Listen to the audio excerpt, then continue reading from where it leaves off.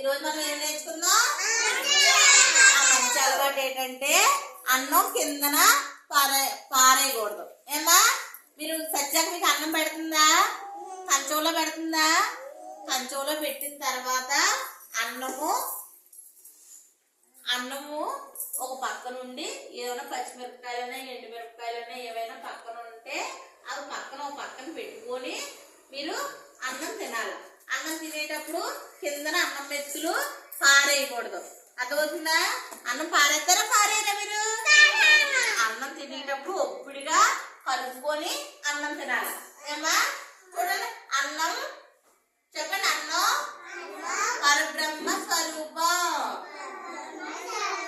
అన్నం పారేయకూడదు. చూసారా ప్లేట్ లో, చూసారా ఆకులో అన్ని ఉన్నాయా? ఇక్కడ ఎవరైనా కింద పారేసారా? కింద పారేయలేదు కదా. అలా మీరు కింద పారేయకుండా తినాలి. ఓకేనా? చెప్పండి. అన్నం గట్టిగా చెప్పండి. అన్నం